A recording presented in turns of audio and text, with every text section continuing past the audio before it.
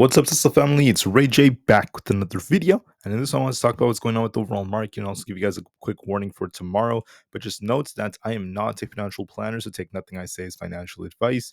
And also, if you guys can, please check out the Moomoo link. If you deposit $100, you're guaranteed 5 free stocks. Deposit $1,000, you're guaranteed 15 in total, not to mention 8.1% APY on uninvested cash. The offer ends in just 5 days, so check it out before they run out. Anyways, for Tesla, I just wanted to mention that if you look at the 30 minutes time frame, Tesla's riding its 50 EMA very nicely, and the trend remains bullish as the market is also shuffling. But Tesla is doing a good job at holding up, outperforming the market, and still looks very, very bullish, approaching its very, very big catalysts. Now, the question is, what's happening for tomorrow? What could also affect the markets? I want to talk about that real quick before I break down more details about this chart. So, the first thing I want to mention is that for tomorrow, it's going to be Thursday, September 26, 2024. Please know that 1 hour before the market opens, we have some data coming out. We have the GDP growth rate quarter over quarter. We also have initial jobless claims and then more data involving our GDP prices. So get ready for some GDP numbers, not to mention initial jobless claims before the market opens. We'll see if this leads to a big bounce or not, but that's going to be very, very key. And then also before the market opens, we have a couple of Fed speakers like Collins and Kugler, followed by Jerome Powell giving a speech. So Jerome Powell is going to be giving a speech tomorrow before the market opens. I want to give you guys a little heads up about that. We'll see if he causes the market to pump really hard or dump. That's going to be another very, very key factor. So, excuse me, guys. So, if you're day trading, right, if you want to hold some kind of position through his speech, that's your choice. Maybe he pumps us higher, maybe it helps. If you don't want to hold anything through his speech, you have to be very careful. He's starting his speech before the market opens tomorrow. So we'll see what that leads to. Will the market see a big pump? Will it dump? We have to be very, very prepared. Nonetheless, guys, Tesla looks bullish despite all this data that's coming out. It's forming a nice cup like structure. I think we will eventually try to break these highs, hitting the 270s or above. So it still looks very, very bullish approaching the October events. So very, very good for Tesla. For SPY, on the other hand, we're just kind of choppy right now. We have dipped a little bit, but we have Jerome Powell's speech tomorrow. We're going to be looking at this key support at 568.65. That's going to be our 4-hour 20 EMA. We'll see if SPY holds this or not. If we lose 568, we turn more bearish. There could be a dip coming. If we hold that, we could try to rebound. So I'll be watching this going into tomorrow before Jerome Powell's speech. So make sure you're prepared for this. We have a very, very important catalyst, and whatever Jerome Powell says could affect us. So if you want to hold overnight, it's your choice. If not, it's up to you. For ES, we're barely holding 57.73. If we lose that, we could be tipping back down towards 57.50 or even all the way down to the lower 5700s if that fails. If we hold 57.73, we could try to bounce back up for 5800. We're barely holding support, so we'll see how things go approaching Jerome Powell's speech tomorrow. For Nvidia is holding up very nicely, trying to push up higher. We're going to be looking at 125 as resistance and 122.8 as our support. Will we hold 122 or are we about to get a rejection off 125? I'll be watching this very, very carefully. Make sure you're prepared for anything just to be safe. Bitcoin's dipping a little bit. We are below our 20 EMA a little bit by which is currently at 63,500. If that fails us, we're looking for 62,700 as a target. Might dip a little bit more, but then we'll see if Bitcoin bounces tomorrow depending on what Jerome Powell says. For others out there, we have NQ, which is still holding up decently. We're seeing tech outperforming right now. I just want to say that we have this very, very key level at 20,200, and we have support at 20,000 flats, very close to our 20 EMA. We're holding it very well. We do have potential to go higher, but overall, we'll see if this continues. So be very, very patient. If we break this resistance, we could try to go a little bit higher, and then we will see how things end up going from here. So in my opinion, we have 20,400 as our resistance.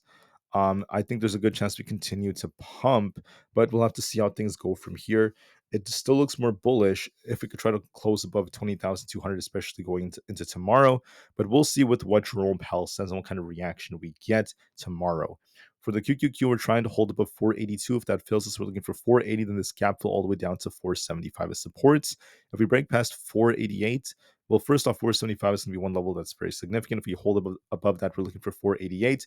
And eventually, this gap resistance at 490 is coming. And if we break 490, we're looking for that gap fill all the way to the mid 490s. So we look decent right now. We're shuffling between 482 and 485 around that, excuse me, around that range. So we'll see how things go.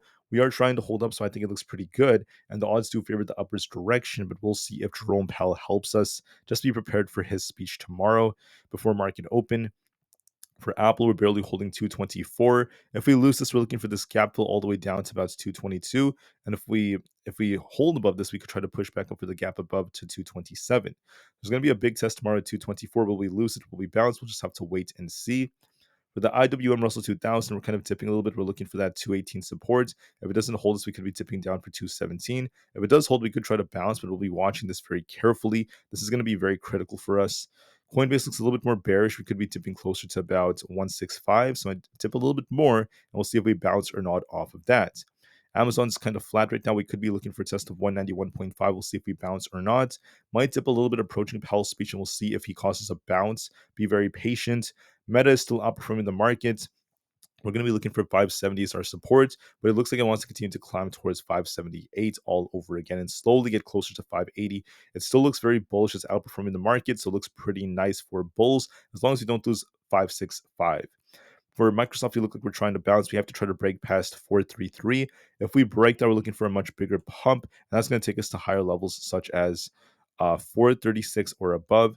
And then finally, for Google, Google's dipping a little bit, looks a little bit weaker. If we don't hold 163, I think we could be dipping to 161. Unfortunately, there's also a head and shoulders here, so be a little bit careful.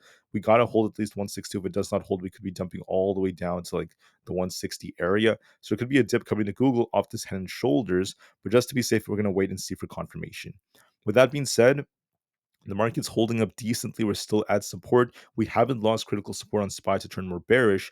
And Tesla, of all things, is still outperforming the market as we're seeing a lot of positive anticipation approaching their deliveries. So there's a good chance this will continue to hold up very, very well. We're still in the range I was talking about, that 257 to 250 area. It was mainly between 255 and 250, but we're actually a little bit above that. So it's still holding up very well. And there's potential for Tesla trying to get up above 260 very soon. I think Tesla has more upside potential approaching its deliveries and also the robotaxi event. And I can't wait to see what the future holds for it.